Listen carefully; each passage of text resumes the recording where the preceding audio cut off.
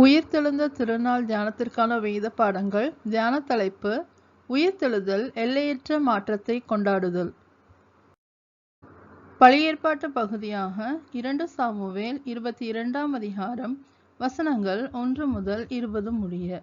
2 Samuel 22 வசனங்கள் 1 முதல் 20 முடிய. கர்த்தர் தாவீதை அவனுடைய எல்லா சத்துருக்களின் கையுக்கும் சவுலின் கையுக்கும் நீங்களாக்கி விடுவித்த போது அவன் கர்த்தருக்கு முன்பாக பாடின பாட்டு. கர்த்தர் என் கன்மலையும் என் கோட்டையும் என் இரட்சகருமானவர்.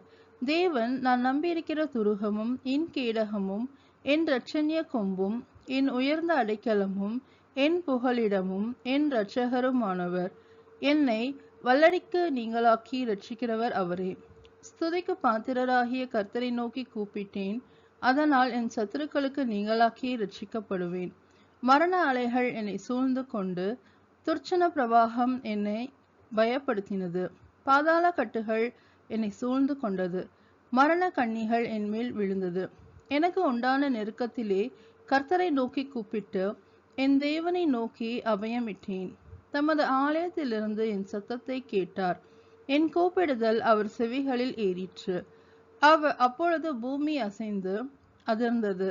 அவர் கோபம் கொண்டபடியால் வானத்தின் அஸ்திபாரங்கள் குலுங்கி அசைந்தது. அவர் நாசியிலிருந்து பட்சிக்கிற புகை எழும்பிற்று. அவர் வாயிலிருந்து அக்கினி புறப்பட்டது. அதனால் தழல் மூண்டது. வானங்களை தாழ்த்தி இறங்கினார். அவர் பாதங்களின் கீழ் காரிருள் இருந்தது. கேருபின் மேல் ஏறி வேகமாய் சென்றார். காற்றின் செட்டைகளின் மீதில் தரிசனமானார். ஆகாயத்து மேகங்களிலே கூடிய தண்ணீர்களின் இருளை தம்மை சுற்றிலும் இருக்கும் கூடாரமாக்கினார். அவருடைய சந்நிதி பிரகாசத்தினால் நெருப்பு தழலும் எரிந்தது. கர்த்தர் வானத்திலிருந்து குமரி உன்னதமானவர் தமது சத்தத்தை தொனிக்க பண்ணினார். அவர் அம்புகளை எய்து அவர்களை சிதறடித்து மின்னல்களை பிரயோகித்து அவர்களை கலங்க பண்ணினார். கர்த்தருடைய கண்டித்தலினாலும் அவருடைய நாசியின் சுவாச காற்றினாலும் சமுத்திரத்தின் மதகுகள் திறவுண்டு பூதளத்தின் அஸ்திபாரங்கள் காணப்பட்டது. உயரத்திலிருந்து அவர் கை நீட்டி என்னை பிடித்து ஜலப்பிரவாகத்தில் இருக்கிற என்னை தூக்கிவிட்டார்.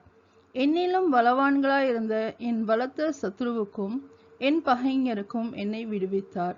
என் ஆபத்து நாளிலே எனக்கு எதிரிட்டு வந்தார்கள். கர்த்தரோ எனக்கு ஆதரவாய் இருந்தார். என் மேல் அவர் பிரியமாய் இருந்தபடியால் விசாலமான இடத்தில் என்னை கொண்டு வந்து என்னை தப்புவித்தார் என்பதே. தேவனுக்கே மகிமை உண்டாவதாக. நிருப பாடமாக அப்போஸ்தலனாகிய பவுல் கொரிந்தியருக்கு எழுதின முதலாம் நிருபம் 15ஆம் அதிகாரம் வசனங்கள் 20 முதல் 28 முடிய. 1 கொரிந்தியர் 15 வசனங்கள் 20 முதல் 28 முடிய. கிறிஸ்துவோ மரித்தோரிலிருந்து எழுந்து நித்திரை அடைந்தவர்களில் முதற் பலனானார். மனுஷனால் மரணம் உண்டானபடியால் மனுஷனால் மரித்தோரின் உயிர்த்தெழுதலும் உண்டாயிற்று. ஆதாமுக்குள் எல்லாரும் மரிக்கிறது போல கிறிஸ்துவுக்குள் எல்லாரும் உயிர்ப்பிக்கப்படுவார்கள்.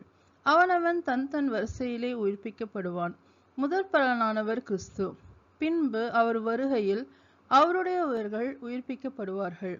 அதன் பின்பு முடிவு உண்டாகும். அப்பொழுது அவர் சகல துரைத்தனத்தையும் சகல அதிகாரத்தையும் வல்லமையையும் பரிகரித்து தேவனுக்கு பிதாவுமாய் இருக்கிறவருக்கு ராஜ்யத்தை ஒப்பு கொடுப்பார். எல்லா சத்துருக்களையும் தமது பாதத்திற்கு கீழாக்கி போடும் வரைக்கும் அவர் ஆளுகை செய்ய வேண்டியது. பரிகரிக்கப்படும் கடைசி சத்துரு மரணம். சகலத்தையும் அவர் பாதத்திற்கு கீழ்ப்படுத்தினாரே. ஆகிலும் சகலமும் அவருக்கு கீழ்ப்பட்டதென்று சொல்லியிருக்கும் போது சகலத்தையும் அவருக்கு கீழ்ப்படுத்தினவர் கீழ்ப்படுத்தப்படவில்லை என்பது வெளியரங்கமாயிருக்கிறது. சகலமும் அவருக்கு கீழ்ப்பட்டிருக்கும் போது தேவனே சகலத்திலும் சகலமுமாய் இருப்பதற்கு குமாரன் தாமும் தமக்கு சகலத்தையும் கீழ்ப்படுத்தினவருக்கு கீழ்ப்பட்டிருப்பார் என்பதே. தேவனுக்கே மகிமை உண்டாவதாக. சுவிசேஷ பாடமாக மார்க் எழுதின சுவிசேஷம் 16ஆம் அதிகாரம் வசனங்கள் 1 முதல் 11 முடிய. மார்க்கு 16 வசனங்கள் 1 முதல் 11 முடிய. ஓய்வு நாளான பின்பு மகதலேனா மரியாளும் யாக்கோபின் தாயாகிய மரியாளும் சாலோமே என்பவளும் அவருக்கு சுகந்த வர்க்கமிடும்படி அவைகளை வாங்கிக் கொண்டு வாரத்தின் முதலாம் நாள் அதிகாலையிலே சூரியன் உதயமாகிற போது கல்லறையினிடத்தில் வந்து, கல்லறையின் வாசலில் இருக்கிற கல்லை நமக்காக எவன் புரட்டி தள்ளுவான் என்று ஒருவரோடொருவர் சொல்லிக் கொண்டார்கள். அந்த கல் மிகவும் பெரிதாயிருந்தது.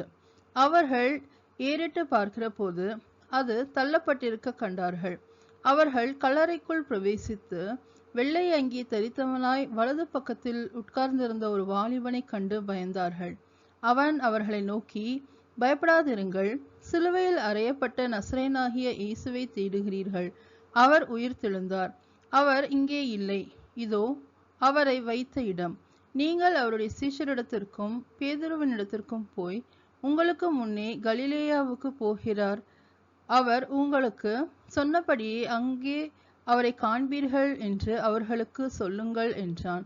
நடுக்கமும் திகிலும் அவர்களை பிடித்தபடியால் அவர்கள் சீக்கிரமாய் வெளியே வந்து கல்லறையை விட்டு ஓடினார்கள்.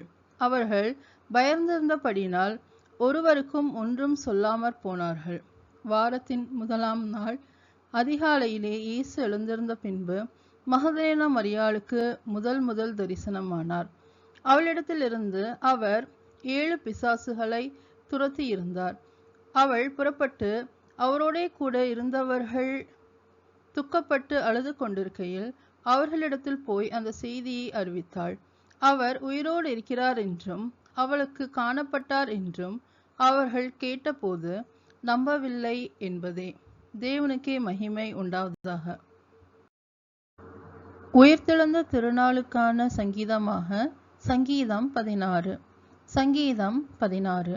தேவனே, என்னை காப்பாற்றும், உம்மை நம்பியிருக்கிறேன். என் நெஞ்சமே, நீ கர்த்தரை நோக்கி, தேவரீர் என் ஆண்டவராய் இருக்கிறீர்.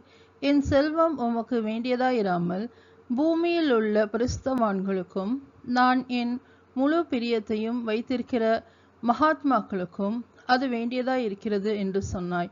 அந்நிய தேவனை நாடி பின்பற்றுகிறவர்களுக்கு வேதனைகள் பெருகும். அவர்கள் செலுத்துகிற இரத்தபான பலிகளை நான் செலுத்த மாட்டேன்.